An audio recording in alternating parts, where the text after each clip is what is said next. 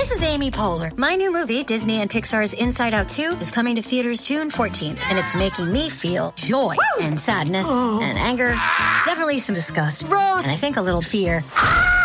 But I'm also feeling these new emotions like anxiety, embarrassment, envy, and ennui. It's what you call the boredom. Okay, that one was weird. It's going to be the feel everything movie of the summer. Disney and Pixar's Inside Out 2. Rated PG. Parental guidance suggested. Only in theaters June 14th. Get tickets now.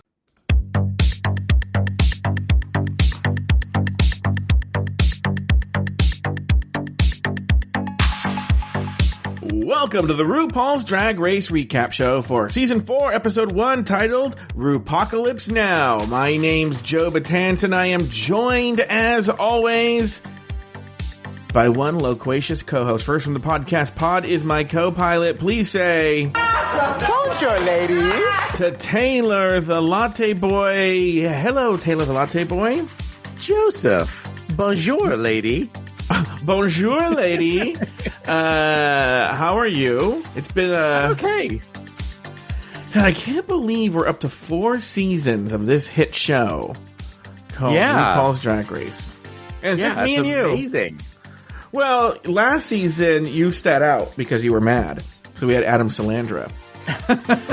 but you're back again for this season, which is interesting because that's a catchphrase that no one has ever said on the show so far. Oh no, I coin a lot of catchphrases.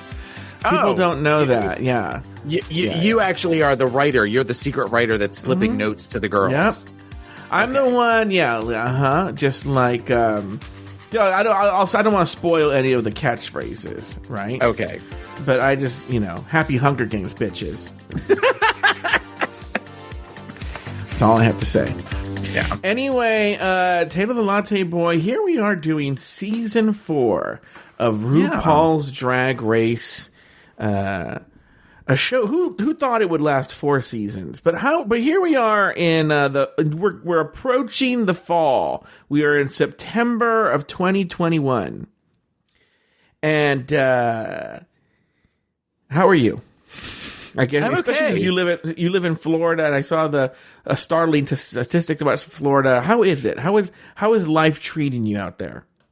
I'm currently high on a flu shot and DiGiorno pizza, so I'm good.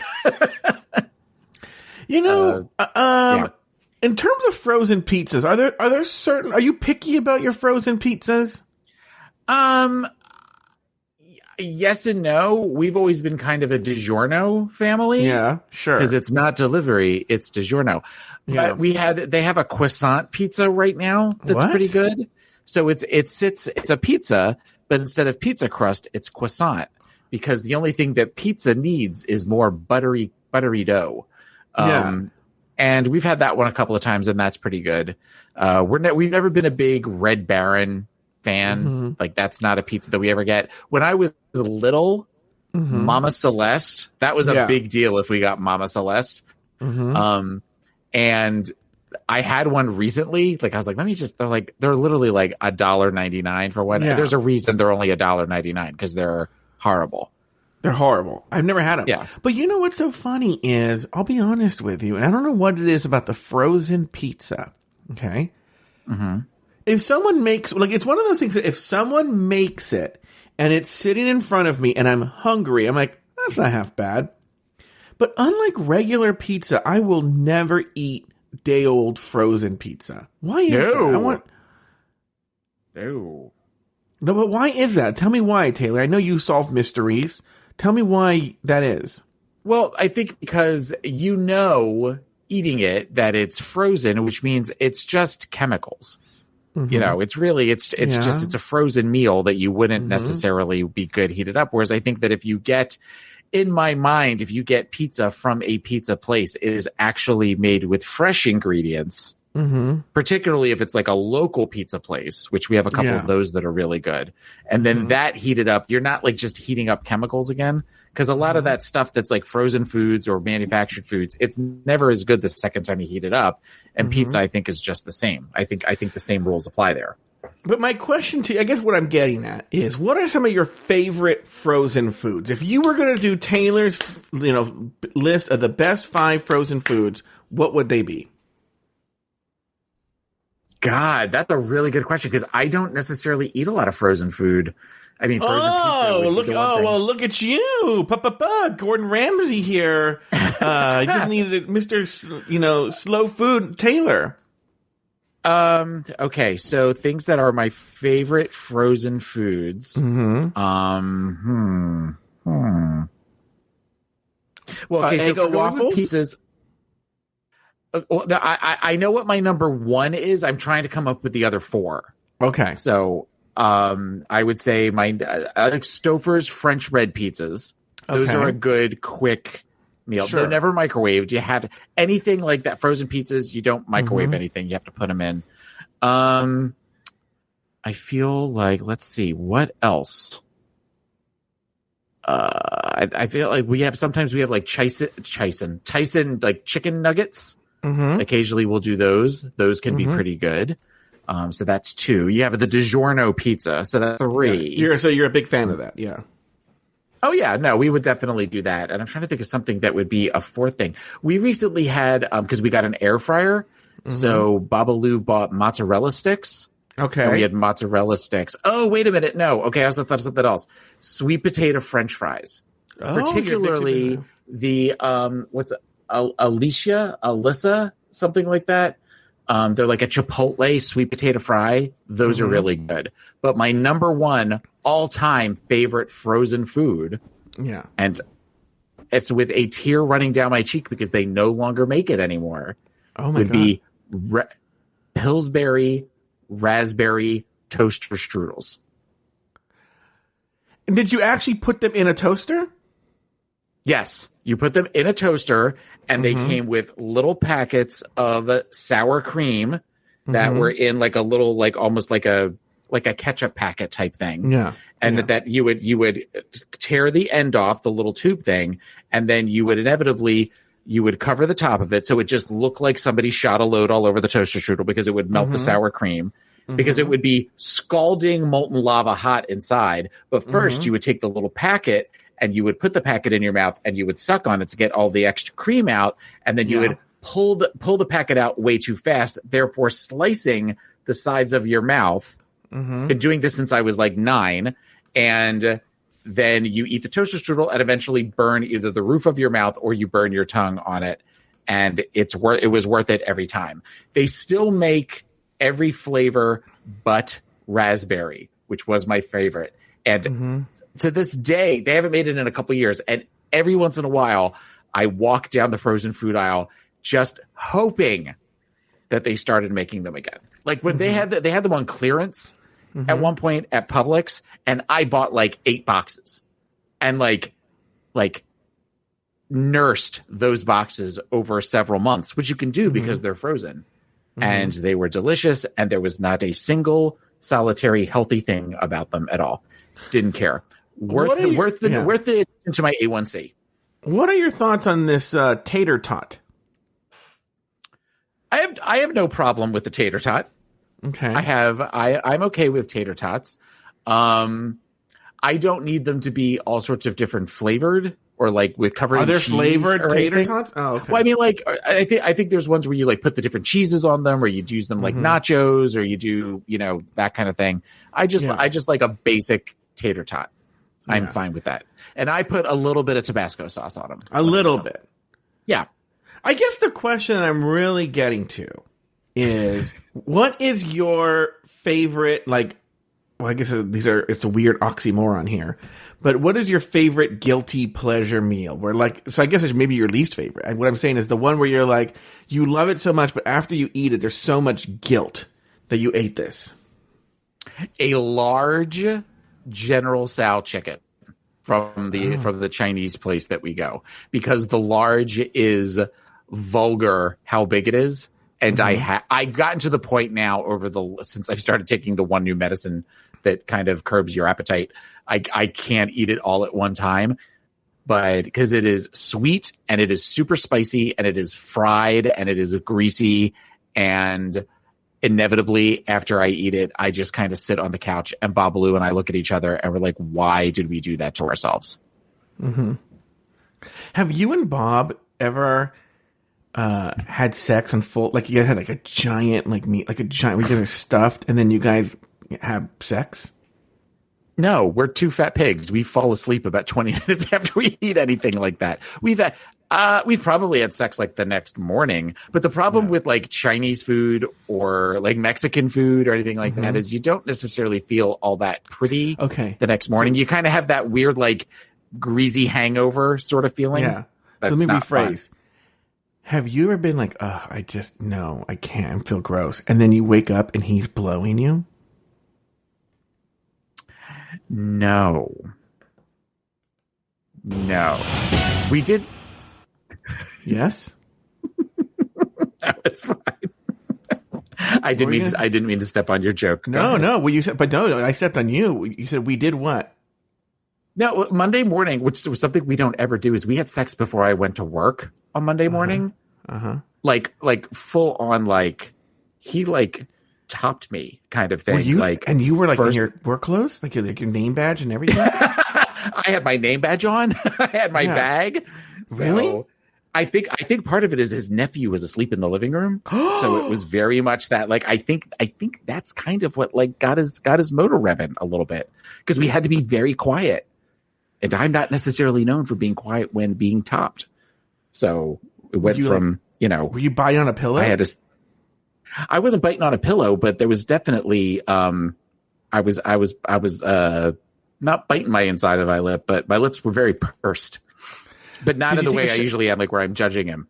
Wait, were you able to take a shower afterwards, or did you have to go to work like with his? No. I literally wasn't like dressed for work and had my pants down. No, it was we woke up in the morning, kind of we're all touchy, and then I realized, oh, this might be happening. And I took a shower the night before and did not have General Tso chicken, so I knew it was all clear for takeoff. And it just kind of happened.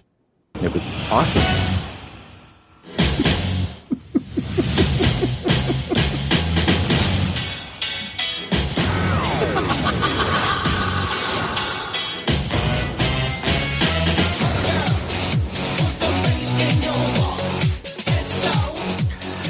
This week, we meet 13 new contestants, all vying for the title of America's Next Drag Superstar. First, the queens take part in a messy photo shoot before heading out to an abandoned motel to grab what materials they can from former contestants turned zombies. For the runway, the category is post-apocalyptic couture.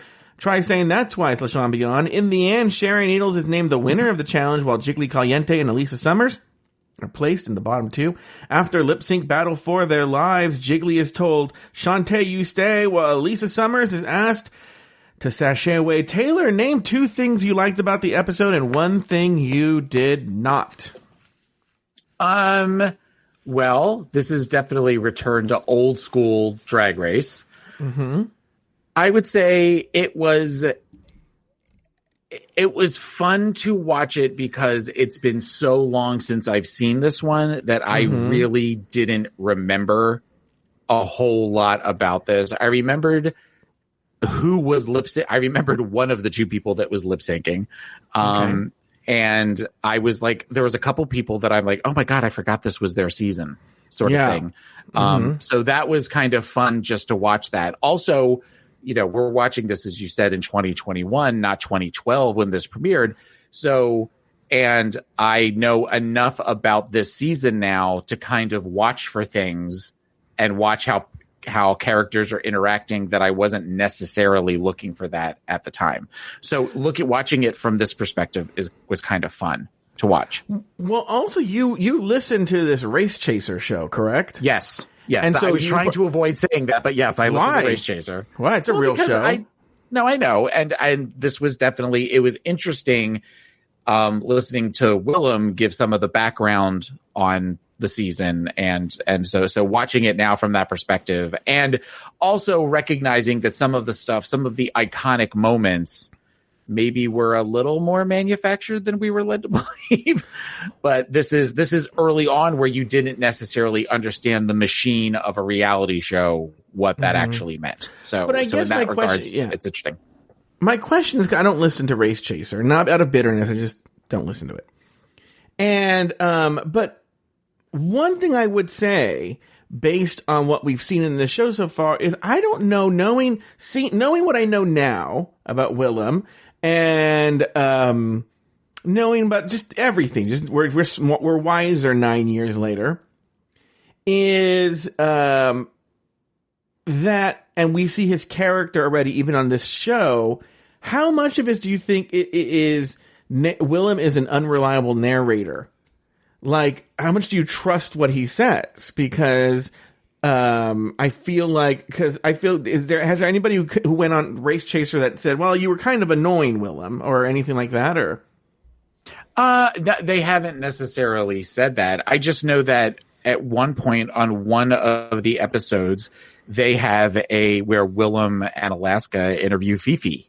Mm-hmm. And I also get that this is many, many years later, but Fifi and Willem are talking about this and kind of like laughing and just being sort of silly about some of the stuff, to where you didn't get that this season. You kind of got that they really did not like each other and were gunning for one another.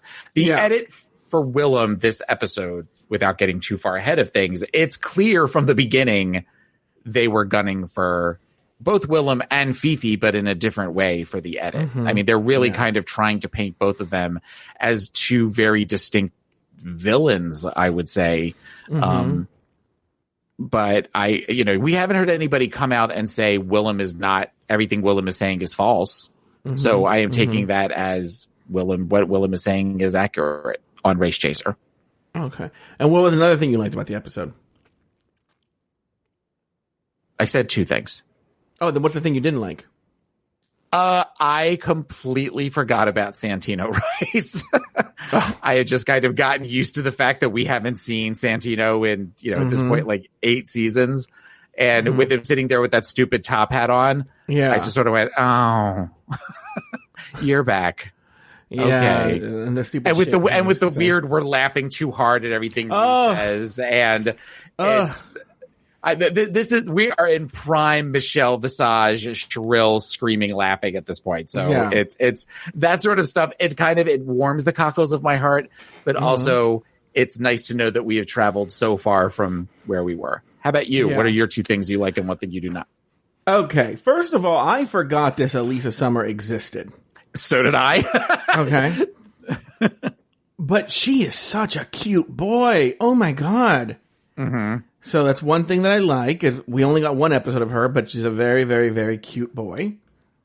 Another thing that I liked was, this will probably be a running theme for this season. But I think I talked about this in season 3 as well. It is very interesting to see, in stark contrast to what we're getting now, girls who aren't so polished to be on Drag Race. Yes. Where, in other words, it doesn't have that wagging the dog feeling, where like these are drag queens who have fully formed personalities and they're going on a reality show called RuPaul's Drag Race. Whereas now I feel a lot of the queens have started their drag careers after Drag Race started, and so it's fully formed to be a glamazon robot, for the show. And even different kinds of characters, whether it's a comedy queen, whether it's a camp queen, whether it's a look queen, whatever kind of queen, they've created their persona custom tailored to go on RuPaul's Drag Race. It didn't that's the sort of thing, and I've talked about it before, that is really interesting about these early seasons, is because now the girls that it is now a viable career to be a drag queen. As long you get on RuPaul's Drag Race, or maybe even Dragula now, and you will have a career making a living that you can live on being a drag queen. Okay? Mm-hmm. And at the time, even in season 4, I don't think you hit it till like season 7, season 8 where you could do that.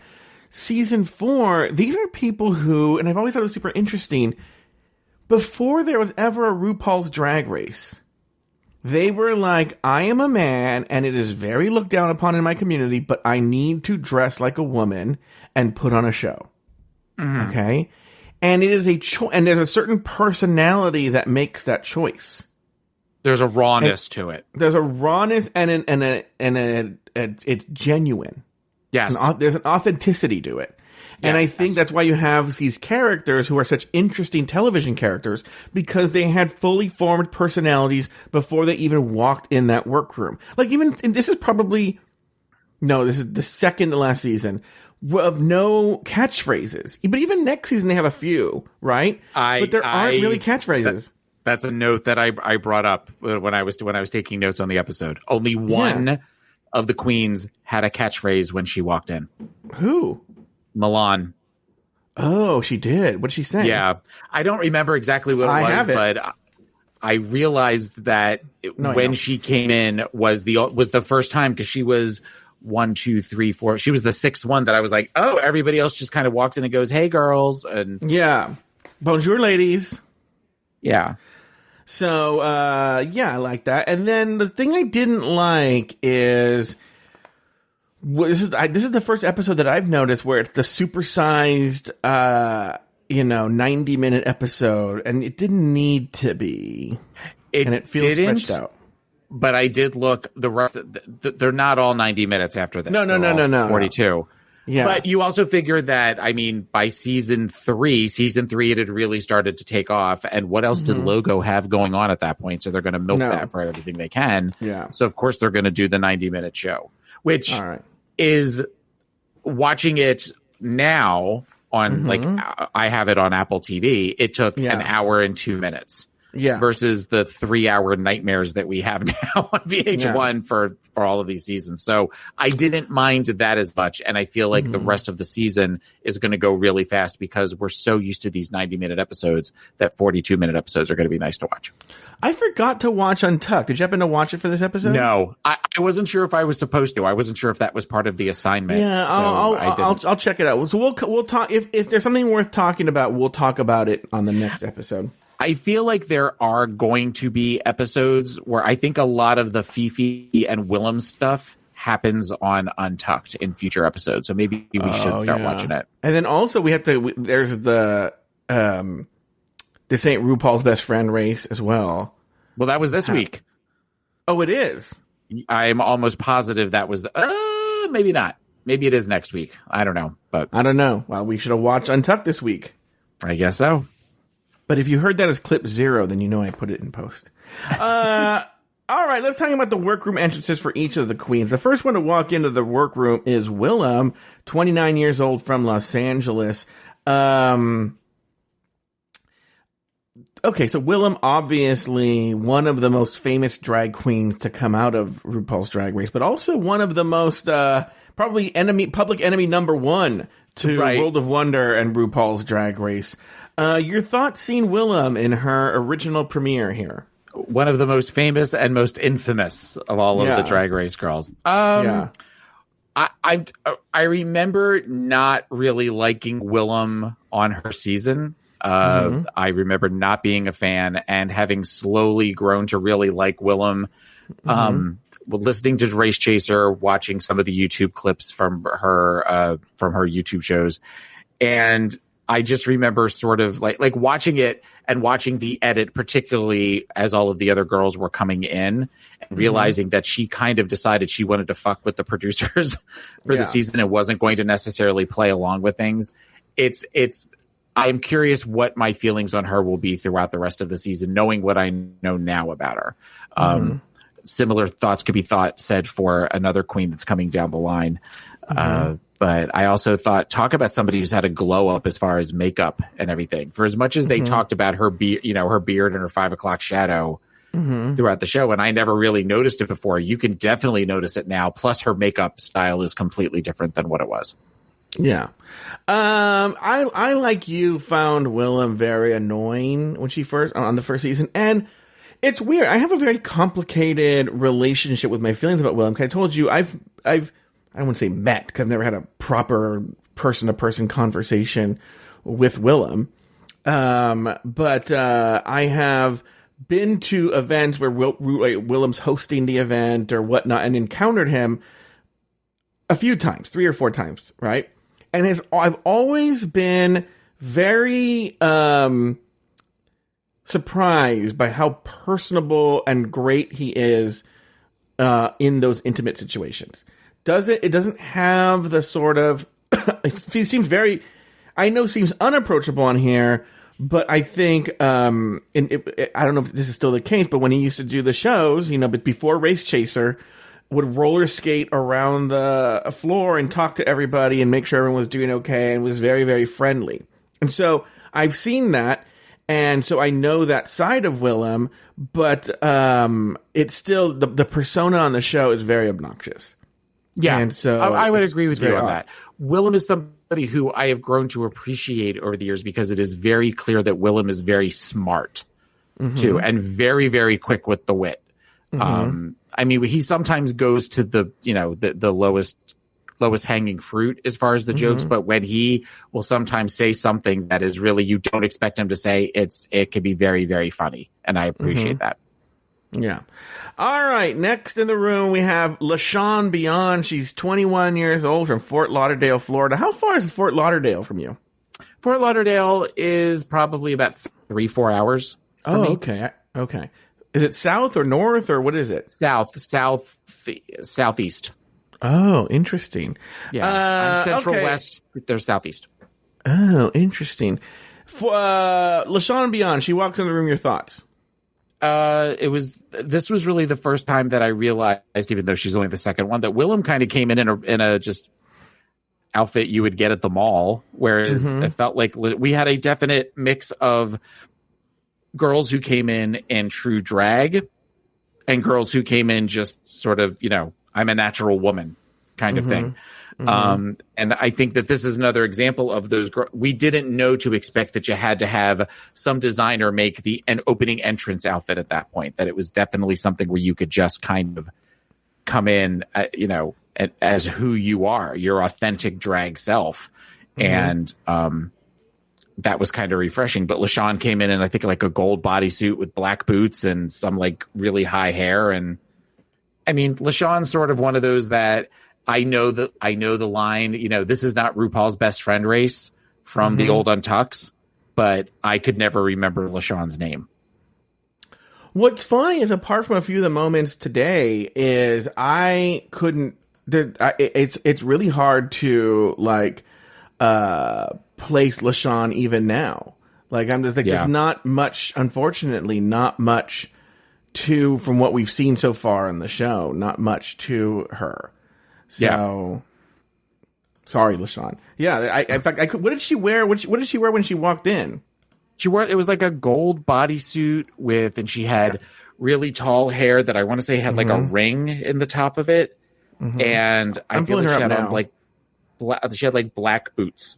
Let me pull her up. Let me see. Okay. Oh, I see. Yeah, and she has her hair you're right, into like a ring on top of her head. Yeah, which is actually a very interesting look. But it's just a bodysuit with like a swimsuit over it or something, right?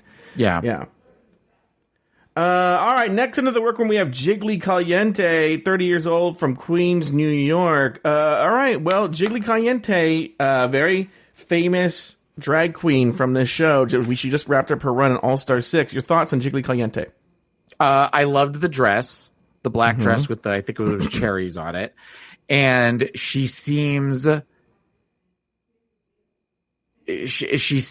very much of where she had a big heart. Yeah.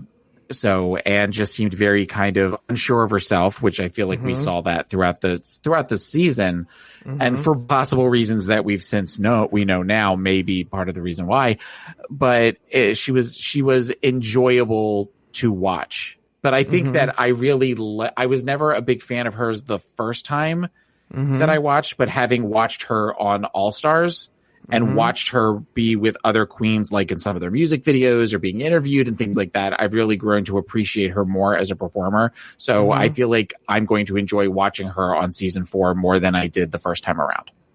Yeah, she definitely has that quality that you can't take your eyes off of her. You want to pay attention to her, and there's something that seems very vulnerable about her, which therefore makes her very likable. All right, another one. Next into the workroom, another very famous queen to come out of this show, Fifi O'Hara, 25 years old from Chicago, Illinois. Your thoughts on one of the most famous villains in the history of the show, Fifi O'Hara. Your thoughts here on Fifi, Taylor? This is another example, like I was talking about with Willem, that I feel like it's going to be hard to separate the stories that we know versus what they are portraying on the show. Yeah. Because, I mean, they're pretty much starting from the beginning with the snarky side comments and the interviews of where she's saying shitty things about people and that sort of thing. And I also know that from interviews that she's done, and that the other girls have talked about, that she doesn't necessarily, the producers really kind of decided they wanted to keep her as a villain. So how much of this is producer manipulation versus how much of this is just kind of who she is? Yeah. So, you know, whereas at the time, this was a season that I watched with my friend's daughter, who was, this is 2012, she was about 10 or 11 at the time, and she was so scared that Fifi was going to win at the end of the season. Like she and I would have conversations about Fifi O'Hara and how much she didn't like her because she just completely bought into that whole villain edit. And to be honest, so did I.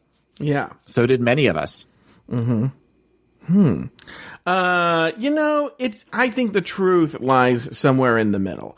I think that, Fifi, you know, probably has some villainous. I think it's one of these things where she's probably a good person, but in high pressure situations turns into a villain. If that makes any sense. Yeah. And I mean, we've seen that Fifi has done a ton for charity work for particularly, Puerto Rico after the hurricanes. And I'm not trying to say that she's a bad person, you know, but again, you know, if you give the producers something juicy, they're gonna work with it. All right, next in the workroom we have Madame LaQueer, 29 years old, from Puerto Rico. Your thoughts on Madame LaQueer? I don't really have a lot of thoughts about Madame LaQueer. She was not one of my favorites on her season. Yeah. I don't know. It's weird because she's kind of one that I was like, oh, you're here. Yeah, there's something just inherently unlikable about her when you just see her. And I don't know, maybe she's a very nice person. I know a lot of the queens like her. She lives in LA now. And I know she does a lot of shows around here now. And she does a lot of queens, and they seem to be very friendly with her. And but there's something about her just like, ugh, I don't know why. And she's done nothing on the show so far. Maybe I remember things that she does and says. And so I'm like, ugh, you know, but yeah, so far even now she's a big nothing that I have a negative opinion about. All right. Before we take a break, one more person, Milan, 36 years old, from New York City. Now she's gone on since the show to do some acting. I think she was an actress before, but now she has continued to do acting since the show. One of the more successful actors from the show. Your thoughts on Milan when she came in? I love the outfit. I love the suit with the hat. She was the first one with a catchphrase. Yeah. And I know that she does some very interesting things. She's sort of a innovator with, I think, sort of the gender bending that we'll see on the show that was sort of poo-pooed at the time, similar to Alaska, you know, doing kind of boy drag. We're going to see some of that with her. So she is, while she is not somebody that may be considered one of the most successful queens from Drag Race or for successful Drag Race queens, she is an innovator in that regards. All right. Well, very good. Well, why don't we use this? Why don't we take a break? And when we come back, we'll discuss the remaining half of the contestants. We'll be back right after this.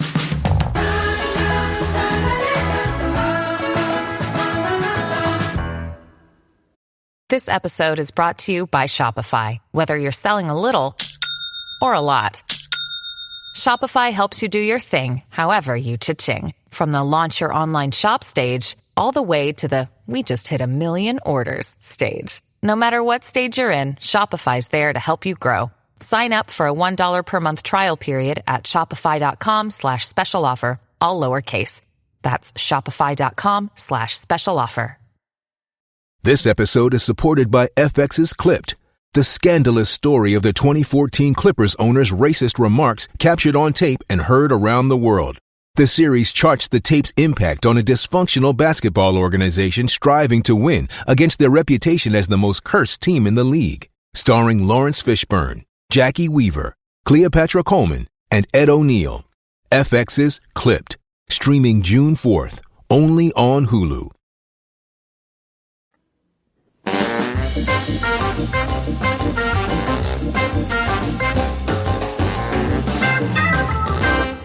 Yeah! All right. Next into the workroom, we have Elisa Summers, 23, from Tampa, Florida. A contestant I completely forgot existed. Yep. And I was like, who is this person? Like, literally, she walks in, like, who is this? And what's funny is she has a quote where she's like, where? She's from here? I know. And what's funny is she has a quote at some point in the episode, might be here, where she's like, everybody's going to know who I am now that I'm on this show. I'm like, no one, I have no memory of her. I don't even know if she's still doing drag. I don't know anything about her. Taylor, your thoughts on Elisa Summers from Tampa, Florida? Yeah, you're right. She's from That's there. What I'm saying. When she said Tampa, Florida, I was like, oh shit, she's one of my local girls, and I don't know who she is. Yeah. I feel like I thought I heard that she's not doing drag anymore, but she basically, I knew somebody was going home first. And then when she walked in, I went, okay. So, because I knew that Jiggly didn't go home. So I knew it had to be somebody else, because I remember all of the other girls performing in other challenges during the season. Which, is it weird that they seem to show like the entire season in that first 90 seconds, where they showed clips from just about everything, including up to the finale before they went to the live finale. Yeah. Where she says, we're doing something different, the winner, that we're doing something different. So I thought that was interesting. But I mean, she looks very of that time with the short, choppy Karen.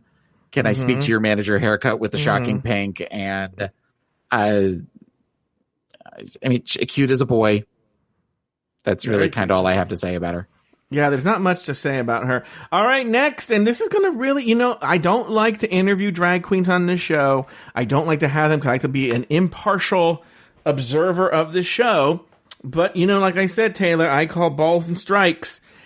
So, I know Dita Ritz listens.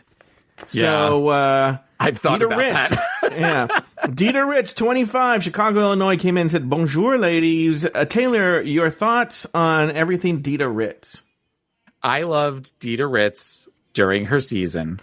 And I feel like we're not going to say anything that she hasn't heard before during the season. The wig was a little thirsty. The wig was oh my God, the wig was fucking parched. Yeah. Donna Sugars would have lost her motherfucking mind. Yes.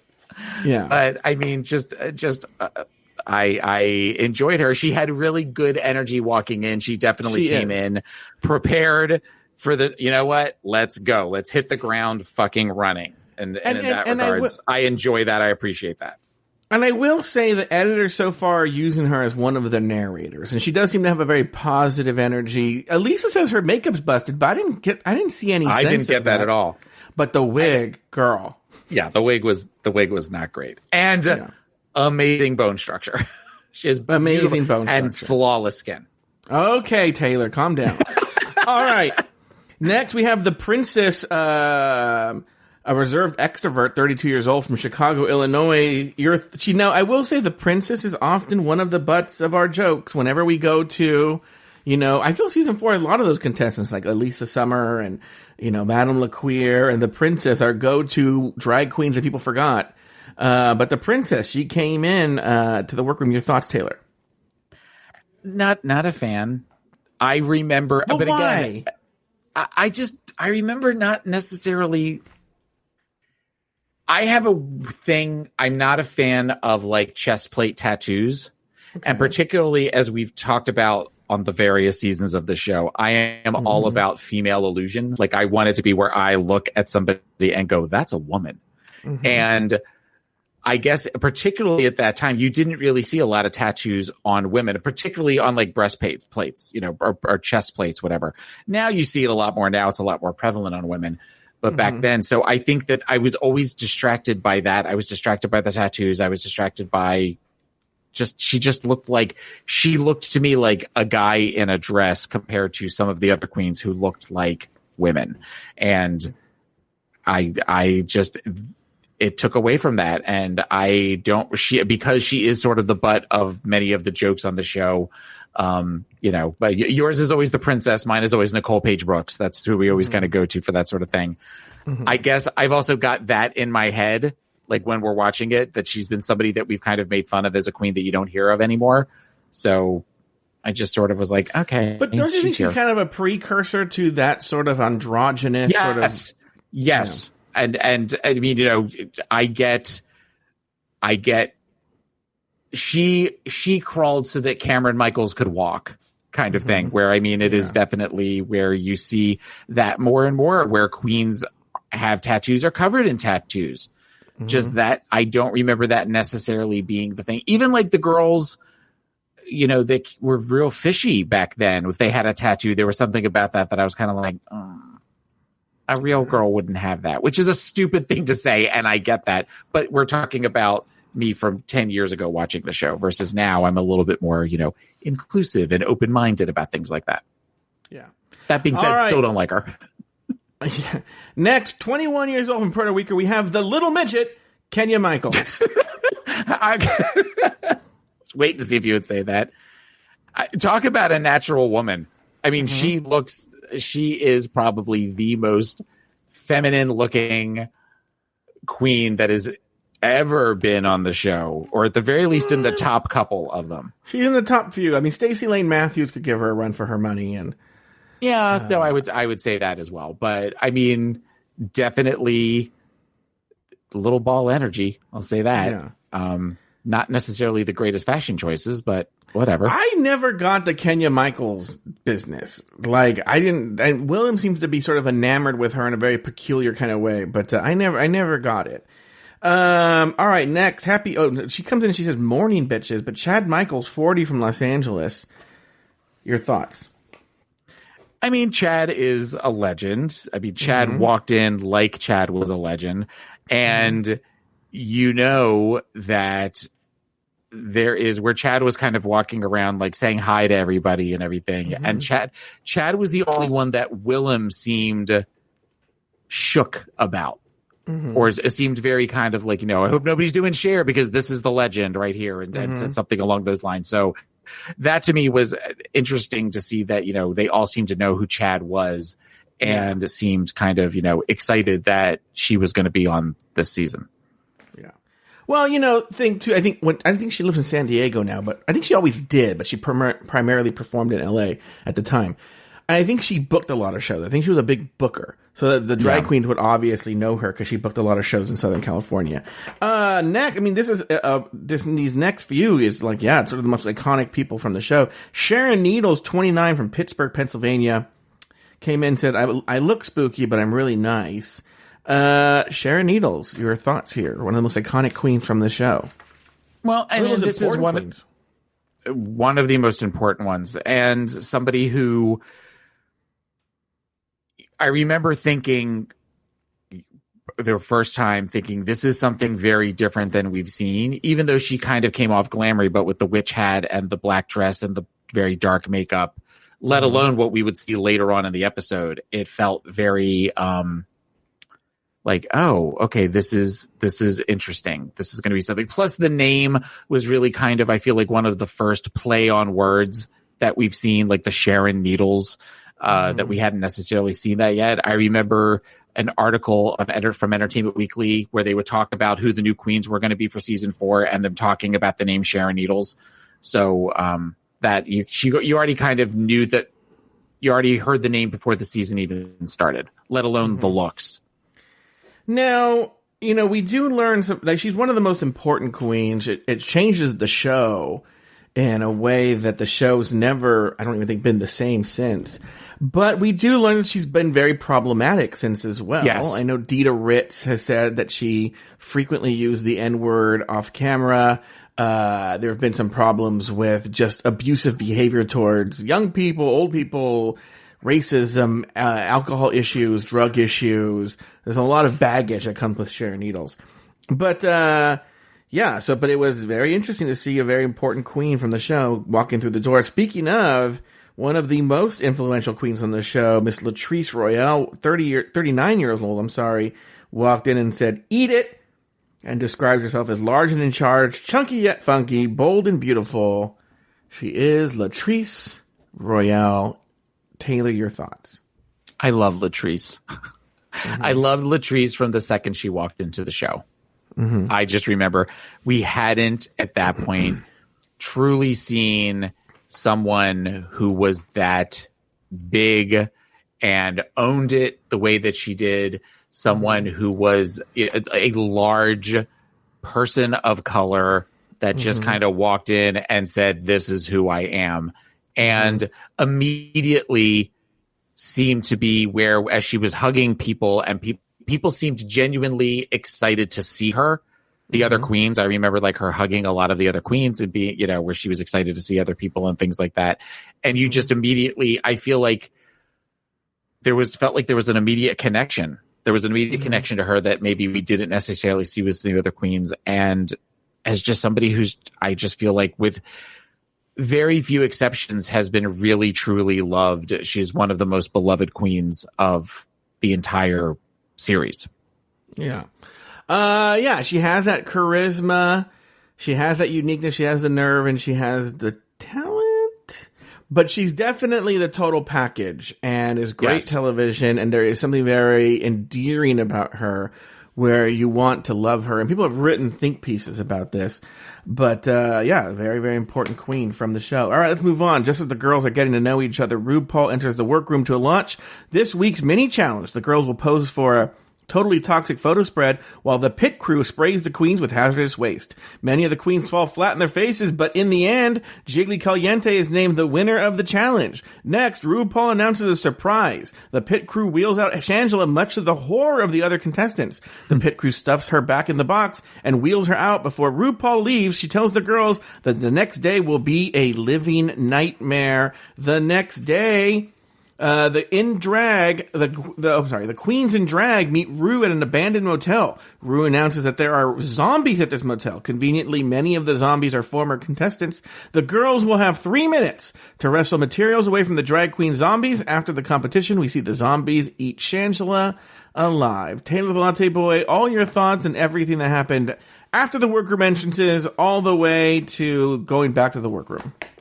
I miss these early mini challenges of where they immediately take them and do something fun with them. Whether I know we had a wind machine, I think for season 2, I don't remember what they did for season 3, but the spinning the girls in this one, I know season 5, they dunked them all in water.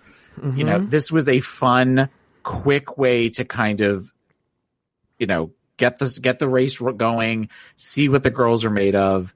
And it was fun to watch this. The dress was not flattering to anyone, the weird baby doll dress that came under the boobs, but I get that they were doing it for the effect of the paints and all that kind of thing.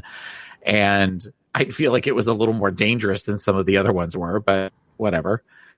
Shangela coming out was kind of a funny thing in that looking at the looks on some of the girls' faces was where you said the horror of seeing it, that there was definitely that, like, you've got to be fucking kidding me sort of thing. Yeah. So the fact that they then stuffed her in a box and then sent her away was good.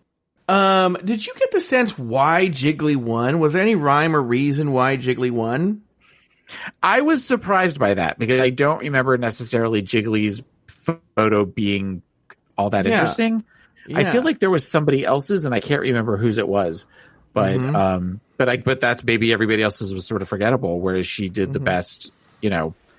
She seemed to take direction really well, so maybe that's why she got it, because her picture just seemed, all the pictures did seem sort of like everybody else's.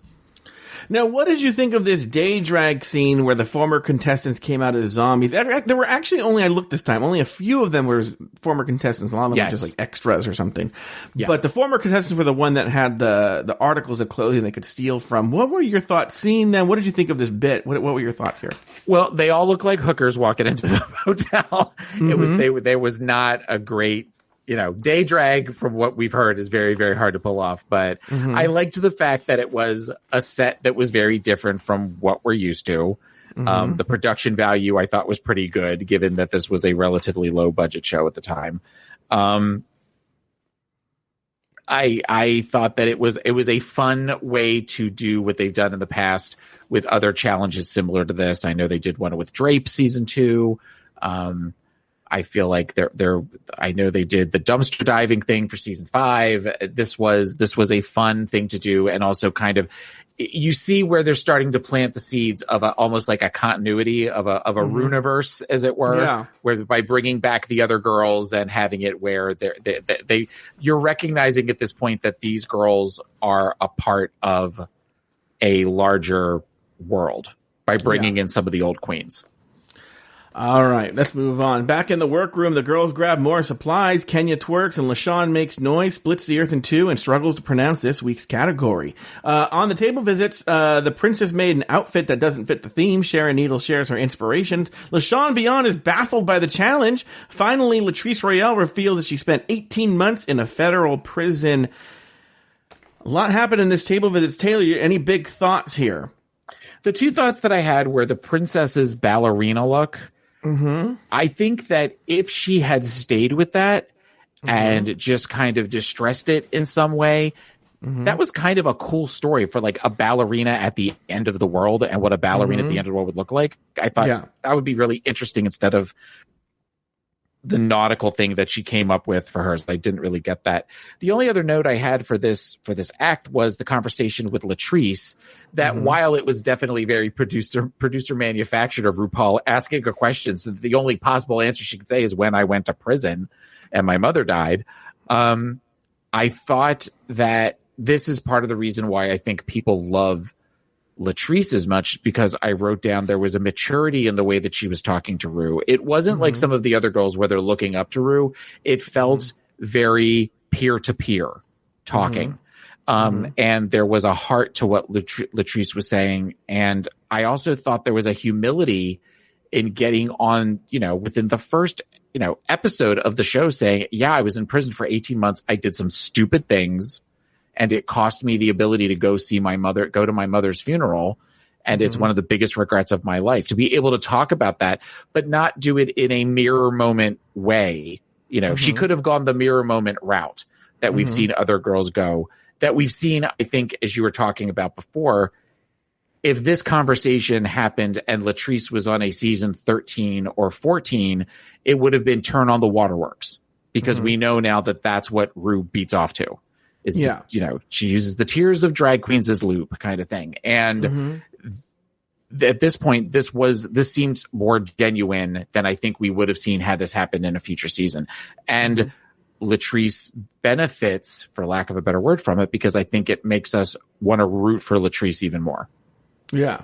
The question Ru asked her was something along the lines of like, it was really, really contrived. Like, hi, Latrice, have you ever lost everything and it seemed like the world was ending? It's something like that, isn't it?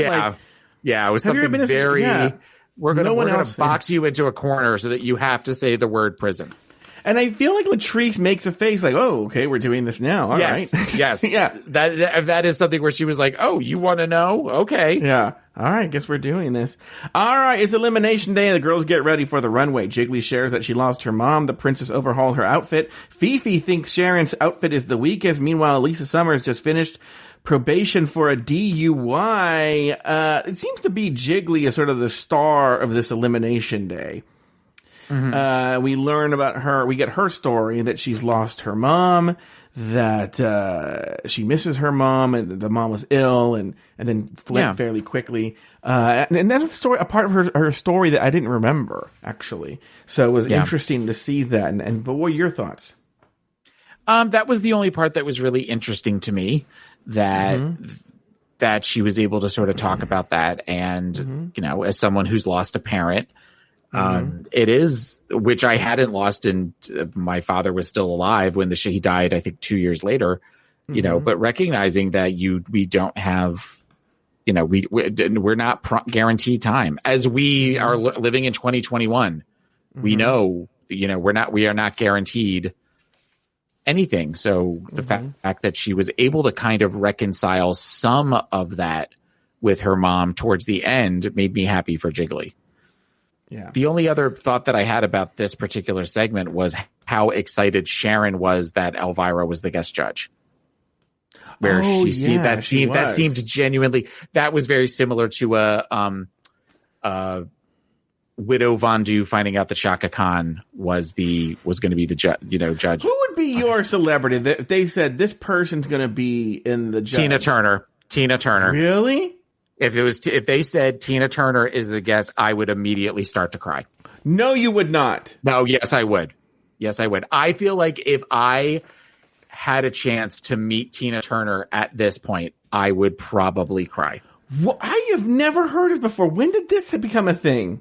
Tina Turner is somebody that I have always looked up to. She is somebody who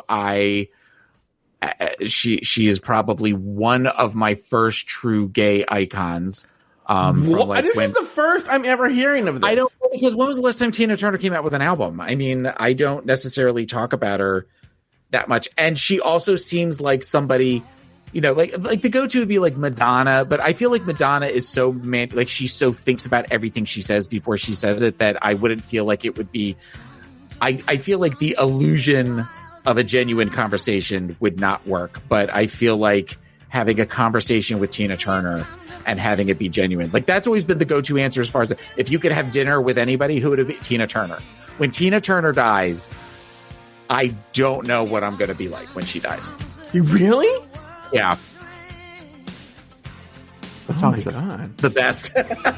This is not one of my favorite Tina Turner songs, but this is a great song. What is one of your favorite Tina Turner songs? Oh, I mean, What's Love Got to Do With It is an amazing song. God, Let's Stay Together. Her version of Let's Stay Together. Actually, I think her version of No, what am I thinking? Better Be Good to Me. Better Be Good to Me is my all-time favorite Tina Turner song. So, Better Be Good to Me is one of those songs that if they ever did that as a lip sync for your life, I would lose my fucking mind. Really? Yes. I know within the first 20 seconds of them playing it, you would be texting me going, you are just freaking out right now. I know you're freaking out watching this.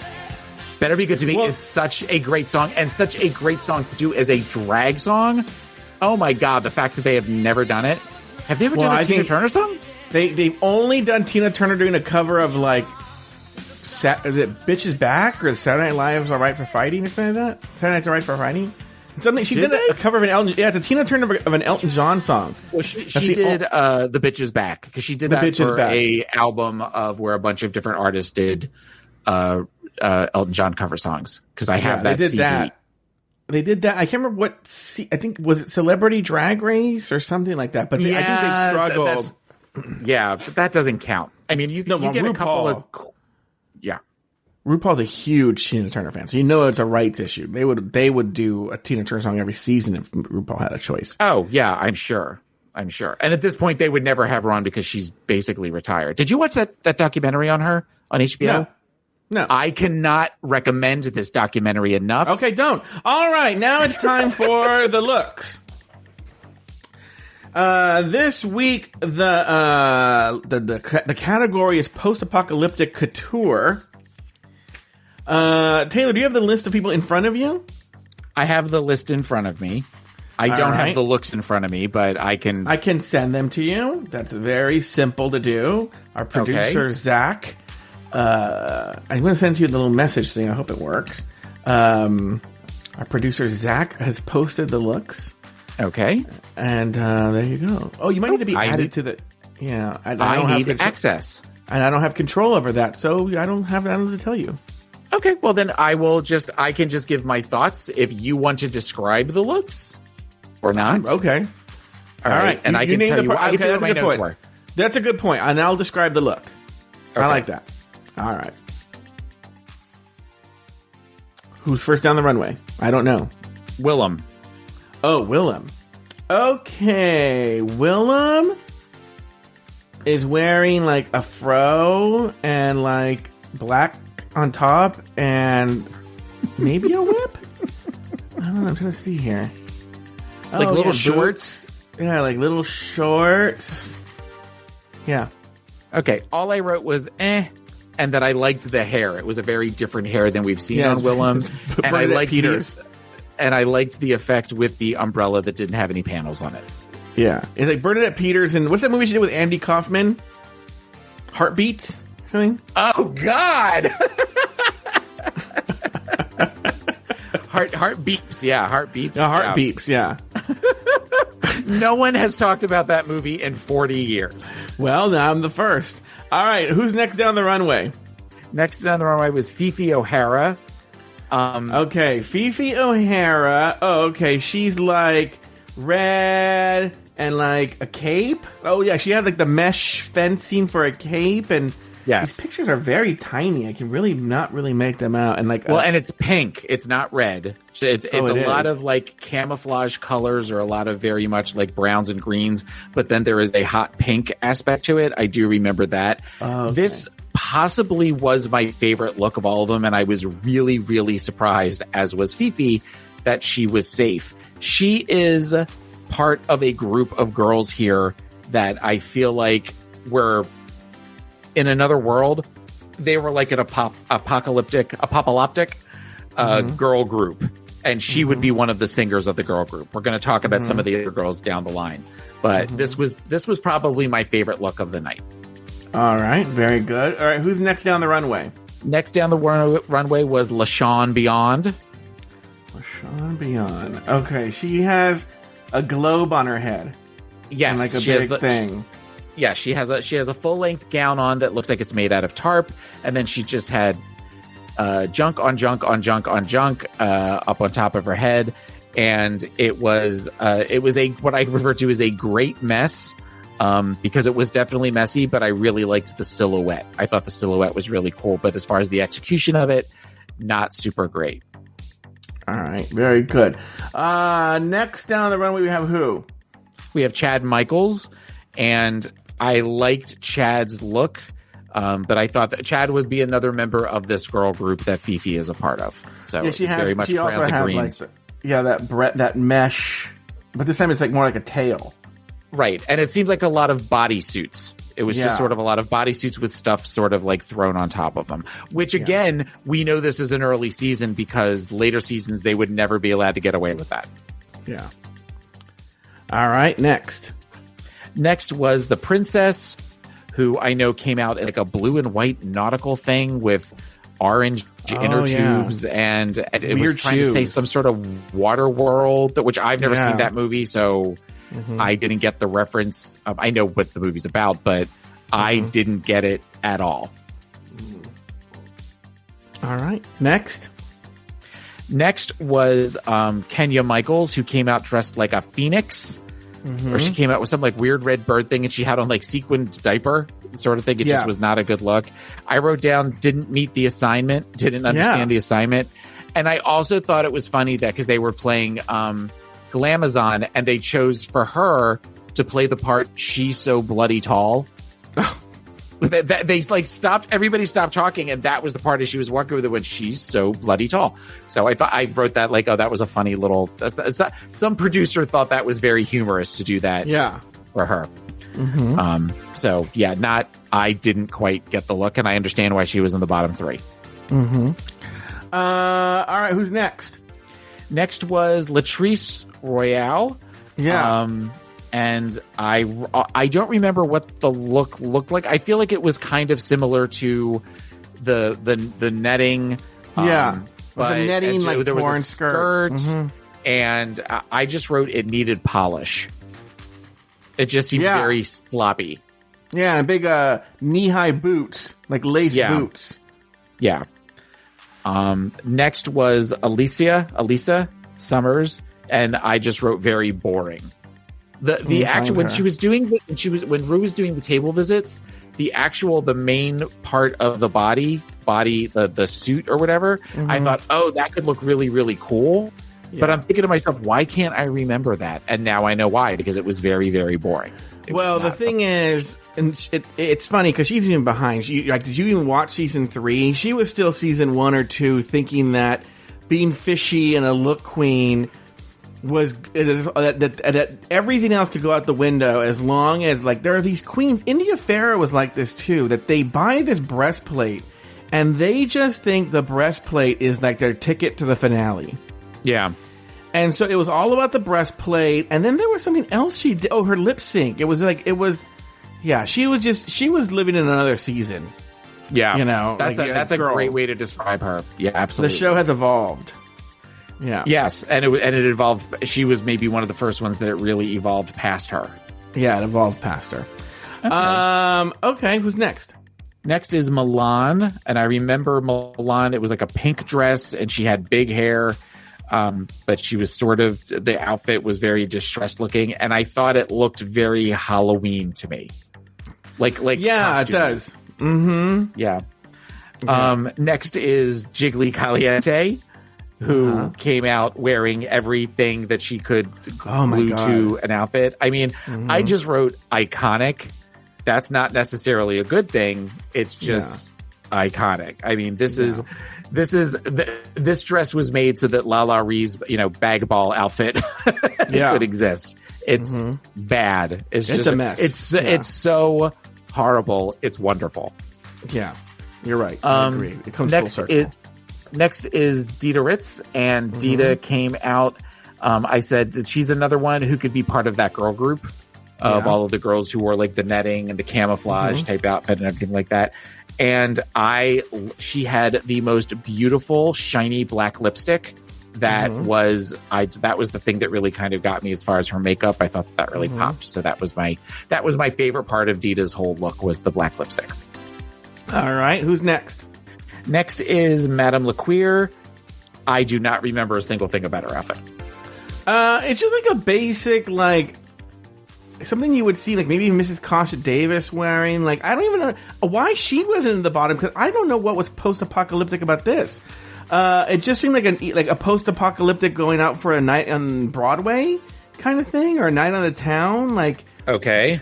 It seems she has the netting as well, but she's fashioned it over like a mini skirt. But it looks like these pictures are very small. So from what I can tell, and then she has some sort of like stylish wig. It doesn't really. I guess it's kind of the theme because she has netting, but it doesn't. I don't know. I think it was really skirting the line of being right for the show. Like a leopard print. Yeah. All right, who's so you didn't remember who's next? Sharon. Sharon is the last one to come out and gave us this iconic moment with the blood capsule in her. But even just without the blood capsule, I think that's what sent her over the top. But this is definitely, this outfit was really well executed. But it's an example of how if you're going to do something simple, do it perfectly. And I feel like Sharon executed that. Well, I think when I was watching this live 10 years ago, I was like, oh, the show has changed. Yeah. The show has changed. The show has now forever changed with this outfit. This is not something you'd ever seen come down the runway before. I mean, this is, I would say to some degree, it's because of Sharon that we can have a show like Dragula. Because Sharon at this point has shown the masses that this is something that they would want to see. And that's not to say that the Boulet brothers haven't obviously worked for decades before. But I mean, I think that this is something where they saw this and realized, oh, we could do something like this for queens that are all about goth and horror and all of that sort of thing. Well, I think the Boulets for a long time worked hard to get away from that shadow, because that was something that was constantly compared. Oh, it's just Sharon Needles, or you're copying Sharon Needles. And I think they have now done it, but I think it took them a few seasons. All right, Taylor, well, those are the looks. The looks. All right, on the main stage, RuPaul announces that Sharon Needles is the winner of this week's challenge. Meanwhile, Jiggly Caliente and Elisa Summers are placed in the bottom two, forcing them to duke it out in a lip-sync battle for their lives. The song, Toxic by Britney Spears. In the end, Jiggly lived to see another day, while Lisa Summers was the first queen to be asked to sashay away. Taylor the Latte Boy, any final thoughts on the episode? Your thoughts on the lip sync? Give it to us now. I thought Jiggly definitely deserved to win that lip sync. I mean, I thought Alicia is just Elisa. Elisa was, well, either way, Elisa was a subpar as far as her lip sync goes. We also got a very timely pop cultural reference twice in this episode where Ru brought up honey badgers, which that was a thing back then. 10 years ago, Honey badger don't give a shit. Yeah. I also thought that the whole idea of, is there anything you would like to say to the judges, is something that I found oddly refreshing because we don't see that anymore. I totally forgot that she used to do that. And again, she would never let that happen now because it's become so controlled on the rails of what they expect that I feel like that we would never be allowed to have an opportunity to have that be where that's kind of the standard of, all right, we've said everything we have to say. Do you have anything you'd like to say to us? Well, you know, what's funny is when she eliminated Elisa Summers, this might be the only time that I know. Maybe there are other examples, but this is the only time that I know of. Maybe she did in seasons 1 or 2. We haven't covered that yet. Where it's usually the safe queen is announced first, and then the eliminated queen is announced second. She said Elisa Summers first and eliminated her, and that was unusual. It's very, very, very rare to see that. At least for me, because I'm working backwards. The lip sync, Elisa Summers did terrible. Probably one of the worst lip syncs I ever. It's like she didn't even try. But I think once again, it was one of these things like, if I just look fierce, I'm going to win this lip sync. And that's like a very, by this stage, outdated way of thinking. But those are all the thoughts I have, Taylor. Have you said everything you have to say? I have. All right, well, that's going to do it for this week's episode of RuPaul's Drag Race Recap. Be sure to join us next weekend every week as we continue to discuss, dissect, and deconstruct each and every episode of RuPaul's Drag Race Season 4. So, for Taylor the Latte Boy and myself, sashay away until next week.